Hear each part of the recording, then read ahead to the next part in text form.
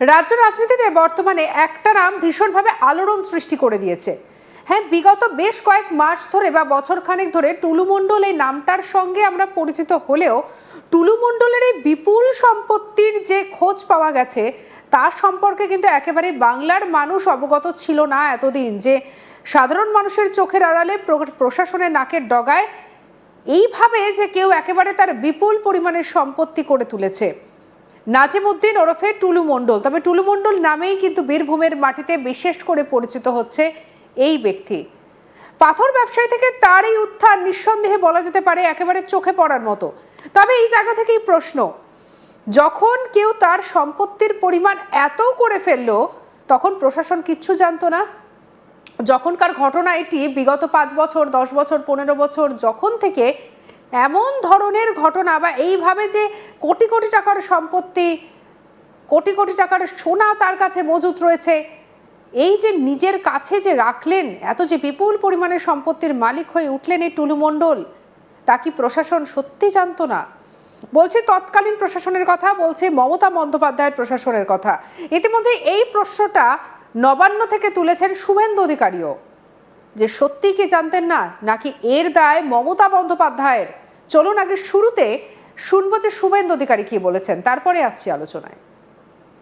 সরকারের সাপোর্ট ছাড়া হতে পারে না।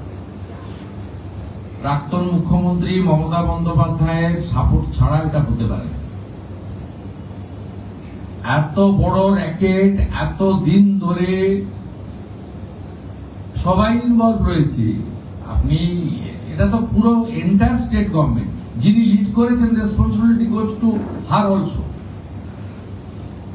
বাংলার মানুষের টাকা না, ওনার রেসপন্সিবিলিটি গেছে, কারণ তো একটা একদিনের একটা ইনসিডেন্ট নয়, আমার পিরিয়ডেও তো ইনসিডেন্ট ঘটছে, তার জন্য তো আমি রেসপন্সিবিলিটি নয়। কিন্তু ঘটনার পরে যে অ্যাকশন গুলো আমার নেওয়া উচিত as a head of the government, সেটা আমি পারফর্ম করছি কিনা দেখুন। তার মধ্যে ত্রুটি থাকলে সমালোচনা করতে পারেন, কিন্তু একটা অর্গানাইজ বছরের পর বছর রেভিনিউ ফাঁকি দিচ্ছে। 243টা গাড়ি তো একদিনে কেনা যায় না। অডি BMW কেনা হচ্ছে, লুকিয়ে পকেটের মধ্যে রাখা যায় না। 300 বিঘা প্রপার্টি, 7টা বড় বাড়ি, ফার্ম হাউস একদিনে করা যায় না। ইটস এ অনেক দিনের, মিনিমাম তো 5-7 বছর ধরে হয়েছে। এবং যারা সরকারে ছিলেন, এতে রেজিস্ট্রি অফিস ইনভলভ আছে, এতে মোটর ভেহিকলস ইনভলভ আছে, এতে লোকাল পুলিশ ইনভলভ আছে, এতে লোকাল পঞ্চায়েত ইনভলভ আছে, এতে আপনার মিনারেল কর্পোরেশন ইনভলভ আছে, ল্যান্ড ডিপার্টমেন্ট ইনভলভ আছে। হাইয়েস্ট লেভেল থেকে ডাইরেকশন না গেলে যে mister Mondal is our man, ওর দিকে তাকাবে না, তাই সবাই চোখ বন্ধ করে রেখেছে। বেচারি পুলিশকে, বেচারি ডিএম কে, বেচারি ল্যান্ড অফিসারকে, বেচারি বলবো না, ওদের দোষ দিয়ে লাভ কি আছে? ওদেরও কারোর বিরুদ্ধে কিছু ভূমিকা থাকলে ল্যান্ড ডিপার্টমেন্ট, পুলিশ, তাদের বিরুদ্ধে আমাদের যে অ্যাকশন নেওয়া হবে, আমরা তো ওদেরকেও তো ছাড় দিচ্ছি না। কিন্তু আমি মনে করি এই অর্গানাইজ ক্রাইম সিন্ডিকেট এবং রেভিনিউ যে আমাদের সাইফন করা হয়েছে, যেটা এখানে এলে আরো হসপিটাল, আরো স্কুল বিল্ডিং বানানো যেত, আরো কয়েক লক্ষ ছেলেকে চাকরি দেওয়া যেত, ছেলে মেয়েকে, সেটা যখন করতে দেওয়া হয়নি এবং এত দিন ধরে এত বড় র্যাকেট চালানো হয়েছে, এটা হেড অফ দি ইনস্টিটিউশনের কনকারেন্স ছাড়া হতে পারে না, কখনোই হতে পারে। এবং এক্ষেত্রে যারা ওয়াচডগের ভূমিকা ছিল অন্য যারা, তাদেরও সচেতনতার অভাব ছিল বা প্রতিবাদ করতে গিয়ে করতে পারেননি যে কোনো কারণে। আমাদের খালি শান্তনু রয়েছে আমাদের সঙ্গে একদম বীরভূম থেকে। তুমি তো বিভিন্ন খবর আমাদের কাছে পৌঁছে দেয় শান্তনু।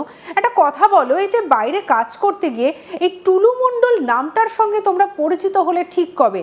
আগে থেকে কি টুলু মণ্ডল এই নামটার কথা কি তোমরা জানতে পেরেছিলে? দেখো শ্রেয়সী, যদি বলে রাখা ভালো, মানে সাংবাদিকদের কাছে বিভিন্ন ধরনের তথ্য বা প্রত্যেক ব্যক্তি যদি দুর্নীতিগ্রস্ত কোনো ব্যক্তি হয় তাদের নাম থাকে, কিন্তু প্রমাণ বা সমাজের চোখে যতক্ষণ না আসছে সেই নাম, ততক্ষণ কিন্তু সেই নাম উঠে আসে না।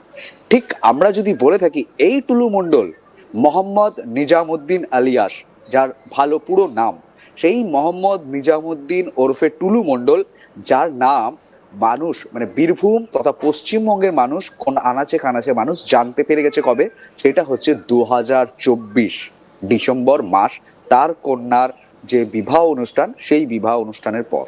মানে গোটা রাজ্য এবং দিল্লি এবং মুম্বাই তারাও জানতে পেরেছে যে এই বীরভূম জেলায় মোহাম্মদ নিজাউদ্দিন ওরফে টুলু মণ্ডল বলে এক ব্যক্তি রয়েছে। কারণ সে হচ্ছে, তোমায় বলে রাখি, যেখানে দেখা গেছে যে 2024 যে ডিসেম্বরের যে বিবাহ অনুষ্ঠান, সেই বিবাহ অনুষ্ঠানের সবার আগে সর্বপ্রথম ইন্ডিয়া টুডে গ্রুপ আজ তাক, সেই আজ তাক বাংলা সেই বিবাহ অনুষ্ঠানের খবর কিন্তু তুলে ধরেছিল। তা তখনও কিন্তু এই টুলু মণ্ডল বিভিন্নভাবে কিন্তু প্রেসার ক্রিয়েট করেছিল। তো ওখানে কেন এই বিয়ের চর্চা এসেছে, প্রথমে এই বিয়ে থেকেই আসি। কারণ সে তোমায় বলে রাখি, যদি এই বিয়ে যদি না বলি তাহলে পারে আমাদের পুরো যে টুলু মণ্ডলের যে বীরভূম তথা পশ্চিমবঙ্গ তথা দিল্লি এবং মুম্বাই তারকারা, তারাও যে টুলু মণ্ডল বলে বীরভূম একজন আছে, সেই নামটা তারা কিন্তু জানতে পেরেছে। কারণটা কি? কারণ হচ্ছে এই বিবাহ অনুষ্ঠানে তিনি কিন্তু একেবারে বিপুল পরিমাণের সম্পত্তি খরচ করেছে, যেখানে আনুমানিক করা হচ্ছে যে কয়েকশো কোটি টাকা। কেন কয়েকশো কোটি টাকা? তা যদি এই সূত্র মারফত আমরা যেগুলো জানতে পেরেছিলাম সেই সময় খবর করতে গিয়ে, এখন সেই তথ্যগুলো আরো সত্যতার শিলমোহর পড়ছে। সেখানে দেখা গেছিল দুর্গাপুর, বোলপুর, কলকাতা, সিউড়ি এবং বিভিন্ন জায়গায় বেসরকারি যে হোটেল রয়েছে, সেই হোটেল কিন্তু যে 5 তারা হোক বা 2 স্টার হোক, 3 স্টার হোক, এই যে হোটেল রয়েছে সেইগুলো কিন্তু তিনি কিন্তু বুক করে রেখেছিলেন। শুধু দুটো একটি রুম না, সে পুরো হোটেল তারা বুক করে রেখেছিলেন। এবং কারা এসেছিল তার কন্যার অনুষ্ঠানে? একেবারে বলি ও টলি তারকারা। সলমান খানের ভাই আরবাজ খান, তিনি এসেছিলেন। তারপরে এই বলিটার আরো জরিন খান, একটা অভিনেত্রী, বলি অভিনেত্রী, টলি অভিনেতা অঙ্কুশ হাজরা, এই একটা মানে তারকাদের এক ঝাঁক তারকা কিন্তু এখানে এসেছিল।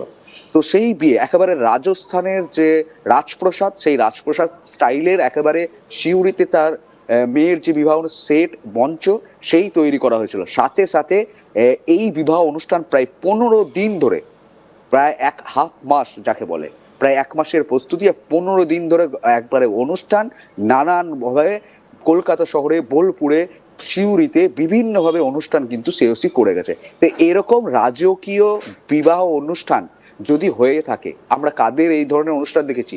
যারা বিজনেস টাইকুন, বিশেষ করে আম্বানি, আদানি, এই পরিবারের লোকজনের কিন্তু তাদের একটা পুত্র কথা বলো শান্তনু, এই যে তুমি বলছো যে সাধারণত আমরা কোনো কোটিপতি শিল্পপতির যখন ছেলে বা মেয়ের বিয়ে হয়েছে তখন আমরা এই ধরনের আয়োজন দেখেছি, সেখানে বীরভূমে এরকম একটা খবর সত্যি একেবারে তখন হঠাৎ করে খবরের শিরোনামে চলে এলো যে কে এই টুলু মণ্ডল।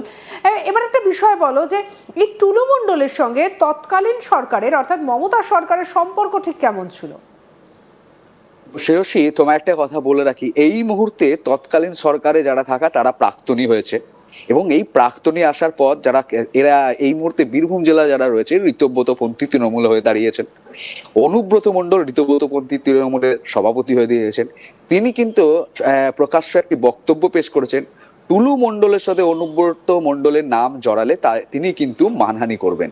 এটা কিন্তু অনুব্রত মণ্ডল বলেছে।